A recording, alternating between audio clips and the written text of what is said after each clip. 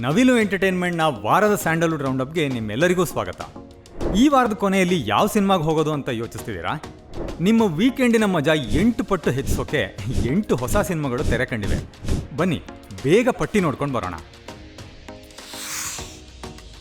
ಕಾಶಿನಾಥ್ ಮಡಿವಾಳರವರು ನಿರ್ಮಾಣ ಮಾಡಿರೋ, ಶ್ರೀನಿ ಹನುಮಂತರಾಜು ನಿರ್ದೇಶನ ಮಾಡಿರೋ ಸಸ್ಪೆನ್ಸ್ ಥ್ರಿಲ್ಲರ್ ಚಿತ್ರ ಅಂಬುಜಾ ಈ ವಾರ ಬಿಡುಗಡೆ ಆಗಿದೆ. ಶುಭಾ ಪೂಂಜಾ, ದೀಪಕ್ ಸುಬ್ರಹ್ಮಣ್ಯ, ರಜನಿ ಗೌಡ ಮತ್ತು ಪದ್ಮಜಾ ರಾವ್ ಮುಖ್ಯ ಪಾತ್ರಗಳಲ್ಲಿದ್ದಾರೆ. ಡೇವಿಡ್ ಅನ್ನೋ ಥ್ರಿಲ್ಲರ್ ಚಿತ್ರ ಈ ವಾರ ತೆರೆ ಕಂಡಿದೆ. ಇದರ ನಿರ್ಮಾಪಕರು ಪ್ರಸಾದ್ ರುದ್ರಮುನಿ. ಚಿತ್ರವನ್ನ ನಿರ್ದೇಶನ ಮಾಡೋದ್ರ ಜೊತೆಗೆ ನಾಯಕನಾಗಿ ಅಭಿನಯ ಮಾಡಿರೋರು ಶ್ರೇಯಸ್ ಚಿಂಗಾ. ಅವಿನಾಶ್, ರಾಕೇಶ್ ಅಡಿಗ ಮತ್ತೆ ಸಾರಾ ಹರೀಶ್ ಕೂಡ ಈ ಚಿತ್ರದಲ್ಲಿ ನಟಿಸಿದ್ದಾರೆ. ನಿಮ್ಮನ್ನ ಹೊಟ್ಟೆ ಹುಣ್ಣಾಗಿಸುವಷ್ಟು ನಗಿಸೋಕೆ ಈ ವಾರ ಹಾಸ್ಟೆಲ್ ಹುಡುಗರು ಬೇಕಾಗಿದ್ದಾರೆ ಚಿತ್ರ ಬಂದಿದೆ.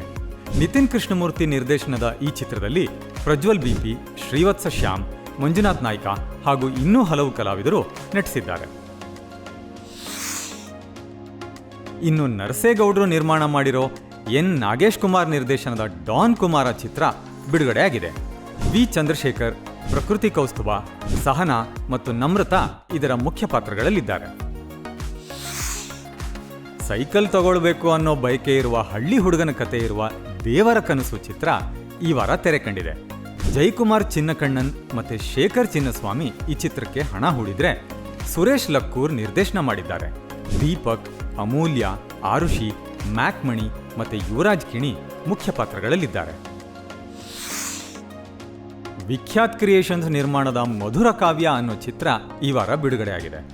ಮಧುಸೂದನ್ ಕ್ಯಾತನಹಳ್ಳಿ ನಿರ್ದೇಶಿಸಿ ನಟಿಸಿರುವ ಈ ಚಿತ್ರದಲ್ಲಿ ಯಶೋಧ ಗೌಡ, ರಾಜ್ಕುಮಾರ್ ನಾವಿಕ್ ಮತ್ತೆ ಅಣ್ಣಪ್ಪ ಸ್ವಾಮಿ ಕೂಡ ಮುಖ್ಯ ಪಾತ್ರಗಳಲ್ಲಿದ್ದಾರೆ. ವರುಣ್ ಹೆಗ್ಡೆ ನಿರ್ಮಾಣ ಮಾಡಿರುವ ರವಿಕಿರಣ್ ಭಟ್ ನಿರ್ದೇಶನದ ನಿಮ್ಮೆಲ್ಲರ ಆಶೀರ್ವಾದ ಅನ್ನೋ ಚಿತ್ರ ಕೂಡ ಬಿಡುಗಡೆಯಾಗಿದೆ. ಪ್ರತೀಕ್ ಶೆಟ್ಟಿ, ಪಾಯಲ್ ರಾಧಾಕೃಷ್ಣ, ಅರವಿಂದ್ ಬೋಳಾರ್ ಮತ್ತೆ ಎನ್ ಲಕ್ಷ್ಮೀದೇವಿ ಅವರು ಈ ಚಿತ್ರದ ಪ್ರಮುಖ ಕಲಾವಿದರು.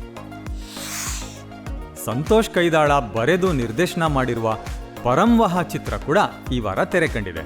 ಪ್ರೇಮ್ ಸಿಡೇಗಲ್, ಮೈತ್ರಿ, ಗಣೇಶ್ ಹೆಗ್ಗೋಡು ಹಾಗೂ ನಾಜರ್ ಈ ಚಿತ್ರದ ಪ್ರಮುಖ ಕಲಾವಿದರು.